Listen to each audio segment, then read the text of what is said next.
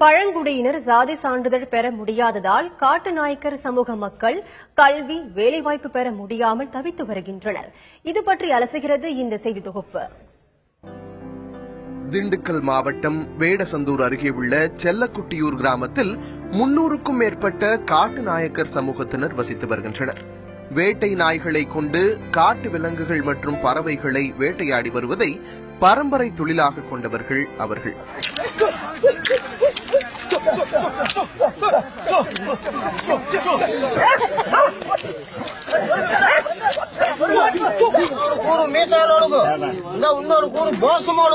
காட்டு நாய்க்கு நாங்க மலைகளையும் செடிகளையும் குடிகளையும் காலையில வேட்டைக்கு போவோம். புள்ள குட்டிகள் எல்லாம் குடி பார்க்க போயிருவாங்க. சாயங்காலம் பொருள் வருவோம்.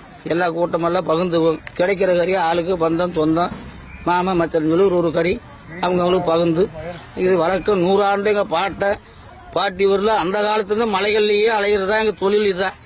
இவர்களில் சிலர் தமிழகத்தின் பல பகுதிகளுக்கு சென்று குடிசை அமைத்து வீடு வீடாக சென்று குறி சொல்லியும் வருகின்றனர். நம்மளோட பேர் என்ன? பரவாயில்ல, ஆனா ஆத்திரம் அதிகமா இருக்குது. பரவாயில்ல, இந்த குறைன்றது வராது. இந்த எல்லையில மட்டும் வெள்ளிக்கிழமை கண்டா மட்டும் தூர பயணம் என்றது போக வேண்டாம். இந்த அமாவாசைக்கு குலசாமி கோயில கையெடுத்துட்டு வளர்ந்துட்டு வாங்க. நிச்சயமா நல்லபடியா இருக்கு. இந்த குறைன்றது வராது. தங்களுக்கு பழங்குடியினர் என்ற சாதி சான்றிதழ் வழங்கப்படாததால் தங்கள் சமூகத்தை சேர்ந்த சிறுவர் சிறுமிகளுக்கு கல்வி, வேலை வாய்ப்பில் அரசின் சலுகைகளை பெற முடியாத நிலை உள்ளது என்பது அவர்களின் வேதனை. காட்டுநாயக்கர் ஜாதியில சேர்ந்தவங்க, ஆனா நாங்க படிச்சுட்டு சர்டிபிகேட் இல்லாதவங்க படிக்க முடியல. ஆனா நாங்க இந்த தொழில் தான் செஞ்சுக்கிட்டு இருக்கிறோம். ஆனா இதே இடத்துல நாங்க யாருமே இது வரைக்கும் சர்டிபிகேட் இல்லாதனால படிக்க முடியல. இப்ப அதனாலதான் நம்ம ஜோசியம் பார்த்துட்டு தெரியும். அரசிடம் முறையிட்டும் பலனில்லை என்று குமுறும் அவர்கள் தங்கள் கோரிக்கைகளை கவனித்து ஆவண செய்யுமாறு அரசிடம் கோரிக்கை வைக்கின்றனர்.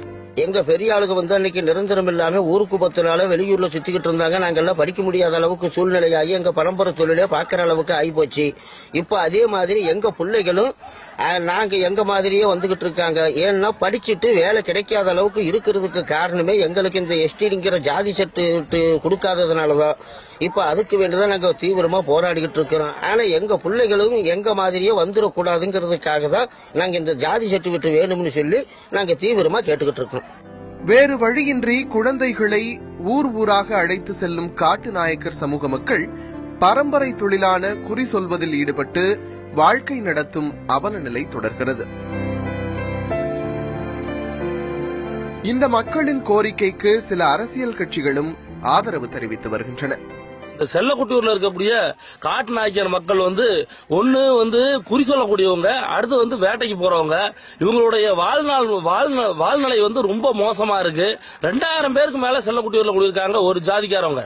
இவங்களுக்கு குழந்தைகள் முறையா படிக்க முடியாதனால இவங்களுக்கு உரிய ஜாதி சான்றான காட்டுநாயக்கர் ஜாதி சான்று இல்லாதனால இந்த குழந்தைங்க பரம்பரை தொழிலுக்கு அந்த குறி சொல்ற தொழிலுக்கு ரோடா அலைஞ்சு சீப்படக்கூடிய சிரமம் இருக்கு.